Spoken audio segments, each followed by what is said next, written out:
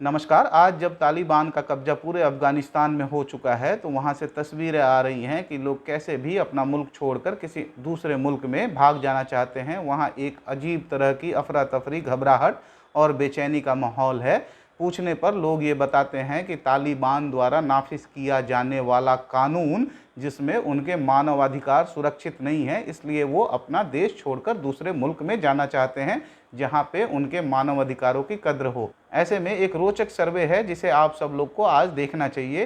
प्यू research centre ने 2013 में एक सर्वे कराया था 23 इस्लामिक मुल्कों में, और उनमें जो प्रश्नों के जवाब हैं वो काफ़ी इंटरेस्टिंग हैं। आपको आज के घटना के परिप्रेक्ष्य में और आज के संदर्भ में इसे ज़रूर देखना चाहिए। इस सर्वे का शीर्षक था the world's Muslim religion politics and society. पहला प्रश्न था कि कितने लोग अपने देश में इस्लामिक शरिया का कानून चाहते हैं।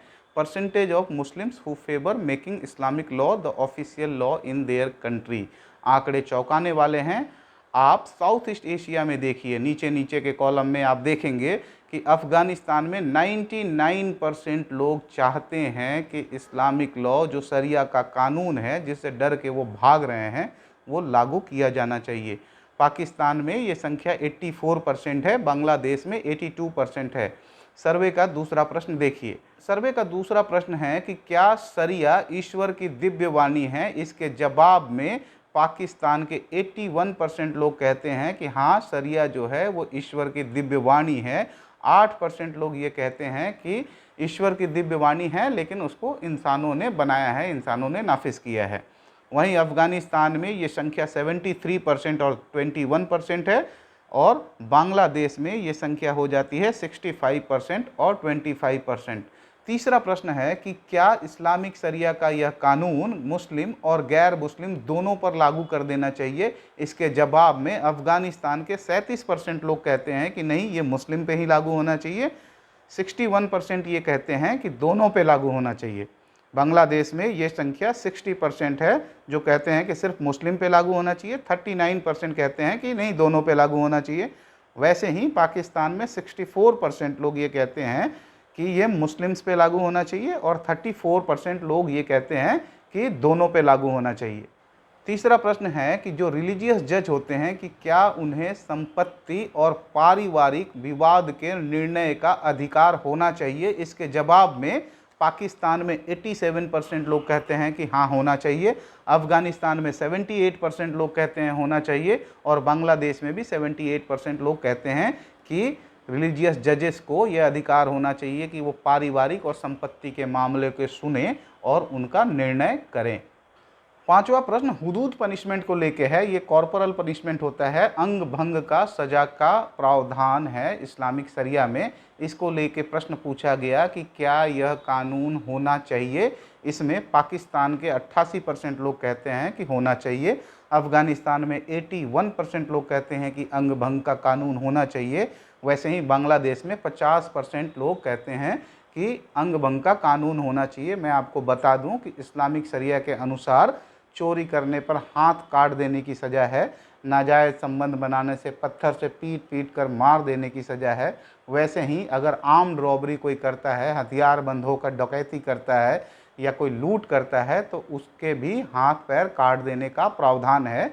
इसके फेवर में ये सर्वे के रिजल्ट हैं।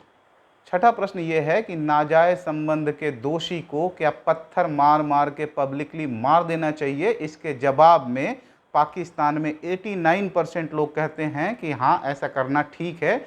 वहीं अफ़गानिस्तान में 85% लोग कहते हैं कि ये करना ठीक है। सातवां प्रश्न ये है कि यदि कोई व्यक्ति इस्लाम छोड़ देता है, मुल्हिद हो जाता है, मुर्तद हो जाता है, एक्स मुस्लिम हो जाता है या एथिस्ट हो जाता है, तो क्या उसे मृत्यु दंड दे देना चाहिए। इसके जवाब में अफ़गानिस्तान में 79% लोग कहते हैं कि हाँ, उसे मृत्यु दंड दे देनी चाहिए।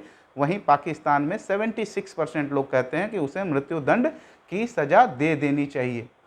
गौरतलब है कि यह सर्वे 2013 का है। 2013 में अफ़गानिस्तान में डेमोक्रेटिक गवर्नमेंट थी। अमेरिकन फोर्सेस को आए करीब 12 वर्ष हो गए थे, और तालिबान के शासन को अंत को भी 12 वर्ष हो गए थे। 2001 में तालिबान के शासन का खात्मा अमेरिकन फोर्सेस ने कर दिया था। उसके बाद का ये सर्वे है। आप देखिए कि इस्लामिक चरमपंथ की नींव कितनी गहरी है, कि 2013 में 99% लोग इस शरिया कानून को ईश्वर की दिव्य वाणी मानकर अपने जीवन में लागू करवाना चाहते हैं। और आज जब पूरे अफगानिस्तान पे तालिबान का कब्जा हो चुका है तो उनका घोषित एजेंडा है कि वो शरई कानून को वहाँ पे लागू करेंगे। तो जो वहाँ की जनता 99% जनता चाहती थी वो कानून आ चुका है, वो कानून नाफिज हो चुका है, निजाम मुस्तफ़ा की हुकूमत कायम हो चुकी है। फिर इस अफरा तफरी और बेचैनी का क्या कारण है? क्यों आप अपने देश को छोड़कर काफिरों के मुल्क में जाना चाहते हैं जहां पे डेमोक्रेटिक और लिबरल वैल्यूज़ हैं, वहां पे आपकी ये दिव्य वाणी और ये दिव्य कानून तो है नहीं। फिर इस अफरा तफरी का क्या कारण है? आज आपको वर्ष 2015 की यह तस्वीर देखनी चाहिए। समुंदर के किनारे पड़ा हुआ यह 3 साल का बच्चा एलन कुर्दी है जो अपनी माता और भाई के साथ मेडिटेरेनियन सी को, भूमध्य सागर को पार करते समय डूब गया।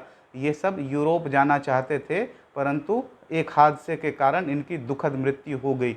सीरिया में आईएसआईएस के कब्जे के बाद और वहाँ पे अमेरिकन और नाटो फोर्सेस के अटैक के बाद जो रिफ्यूजी क्राइसिस हुई उसका प्रतीक चिन्ह बन के रह गया यह बच्चा।